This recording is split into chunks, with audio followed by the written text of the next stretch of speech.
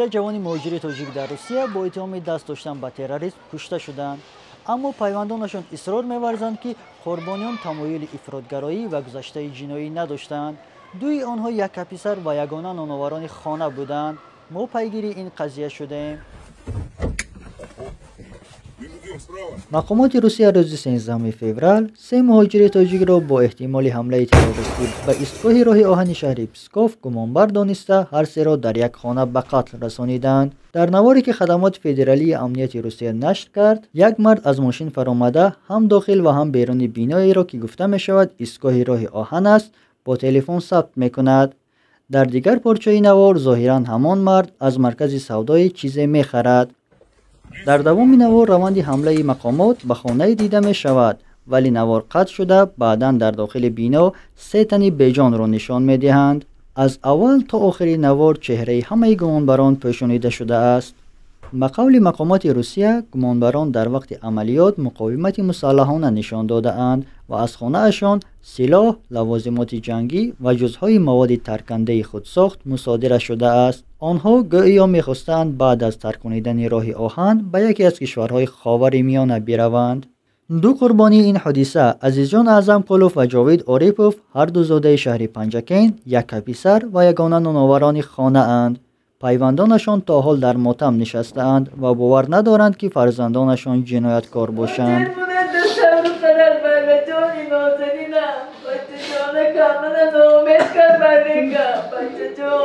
عزیزجان اعظم قلوف 23 سال داشت. او سال 2023 دانشگاه تکنیکی تاجیکستان را ختم کرده.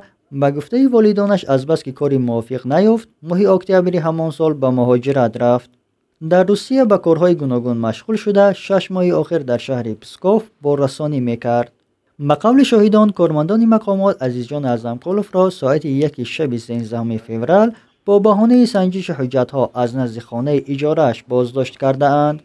همکاران عزیزجان آن شب را به مادرش قصه میکنند.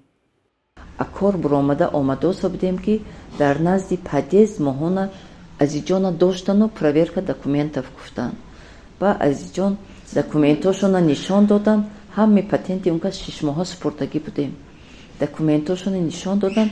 не надо проверять документов گفته در ماشین بار کرده گرفته بردن.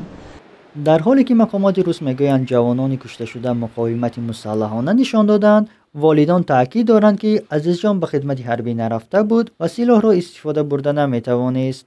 پدر عزیزجان باور ندارد که پسرش به گروه جنایی همراه گردیده باشد و تاکید میکند که عزیزجان در گذشته جنایت صادر نکرده است و حتی در رفتار و کردار او تمایل‌های دینی را مشاهده نکرده اند. من راست یادم نمازم نمیخوام بچه. این خیلی فقط فکرش کار بود و پول کار کند و بیاد زندگی سال پیش برد و تیامنا زن تنفته و اگه خانه آباد کنه یک تا ماشین نخرم گفته به همون یاد رفته بود. مقامات روس ادعا دارند که گمانبران به خاورمیانه فرار کردن میخواستند، ولی به گفته مادرش عزیزجان این تابستان باید به وطن برگشته و عائله برپا میکرده است. میگوید عزیزجان برای این کار هیچ سبب یا انگیزه نداشت و به جای شبهناک هم نمیرفت. بچه من گناه ندارد. من 100% باوری دارم. همین روزا من 10 بار 12 بار زنگ زده بچه میپرسم تو در کجا چیکار داشتی، چیکار کردی، تو کجا رفتی؟ و سیگارت کش نبود، نوزکش نبود، عرق استفاده نمیبود، نماز نمیخوند بچه من. همه وقت کار به داده شدگی بود. این مادر بعد 40 روز از مرگ فرزندش خبردار شده است، ولی تا حال داغدار است که جسدش را نمیدهند. تلاش پیوندان برای گرفتن جسد به نتیجه انجامیده است. شهر پنجکین در شمال تاجیکستان قرار داشته بیش از 300,000 اهالی دارد و اساساً با تاریخ و میراث فرهنگی و زیاییانش مشهور است. دلیل اشتراک زادگان این شهر در حوادث تروریستی و گروه‌های افراطی قریب رسانه‌ای نشده است. از این رو به تروریسم گمانبر شدن دو زاده شهر پنجکین ساکنان را در حیرت گذاشته است. جاوید آریپوف قربانی دیگری ترکت احتمالی در پسکوف نیز به قول پیوندانش به ادبیات میل زیاد داشته در محفل‌ها شعر قرائت می‌کرده و گاه سرود هم می‌خوانده است. جاوید 29 ساله خطکرده دانشکده پلی‌تکنیکی در شهر خوجند و پدر یک فرزند است. او در مکتب دانشگاه اعلاخوان بوده زبان روسی را خوب می‌دانسته است. به قول والدانش جاوید تمایل افراط‌گرایی نداشت. قریب 10 سال در روسیه مهاجر بود. ماه نوامبر سال 2024 به تاجیکستان آمد، ولی به گفته والدان او را کارفرمای سابقش باز به پسکوف دعوت کرده در یک قهوه‌خانه مأمور گذاشت. یک ماه آخر باشد کارفرما این وظیفه را به دوش خود گرفته جاوید به بارسانی گذشته است. هر ساعت هر وقت من تلفن میکرد. همون روزی که تلفنش من تا ساعت 12 وقتی وای گپ زدگی روزی 13 تلفن نکرد. با همون کاسکا واستا که وش با تلفن کردیم که گفت که هم خیلی بچه تون گم ری دستاف که برام در رفته بود دیگر نامد بچه من در راهش راست بود. جاوید نیت داشته که پس از ماه رمضان همسر و دخترش را به پسکوف برد. به قول همسرش اگر او قصد حمله تروریستی می داشت چنین برنامه ریزی نمی کرد. همسرش می گوید که جاوید به جای شبهناک هم نرفته بود. даже همین переписка میکردن اگر وقتی که دستشون کلینت بسیار اومد و دستشون کار بزنید голосовой یا ویدیو فرستنده میستادن اقلا перепискاشون رو میخوندن مثلا که یا جوره هاشون که یا رئیساشون که گپ زدگی در اومده даже هوایی خوندگی یگون جوبه شپاور این کار آدم در تیچینی 5 روز 4 روز کردن نمیتونه. برام ما از ماموریت تاجیکستان خواهش میکنیم که پیگیر این قضیه باشن و خونشون در زمین ماند دیگر تاجیکا نیز در اون مهاجرت عذاب نکشن.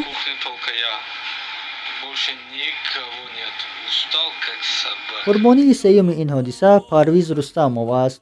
او زاده شهر حصار بوده در شهر پسکوف تاکسی میرانده است.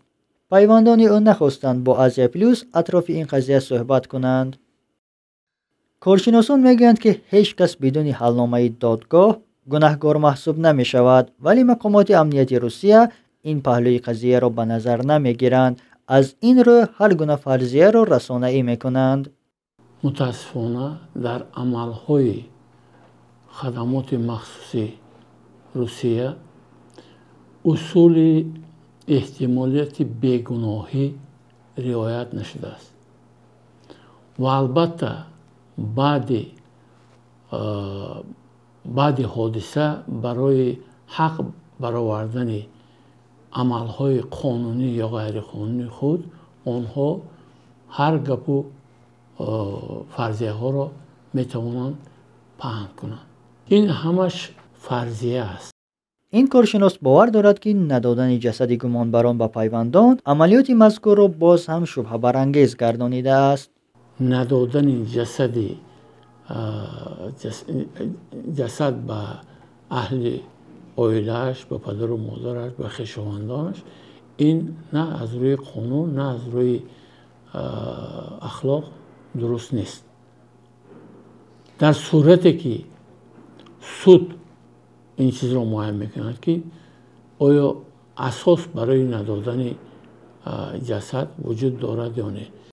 در حالی که مقامات روسیه احتمالی حمله را به یک سازمان بین المللی تروریستی ارتباط میدهند، تا حال هیچ سازمان بین المللی تروریستی هم پیرامون این طرح حمله به راه آهن شهر پسکوف حرف نزده و مسئولیت آن را به گردن نگرفته است.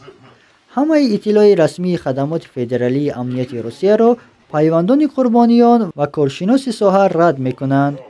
مهرفرین نجیبی، امام علی سعیدزاد، علی جان نورماتوف، آزیا پلیوس.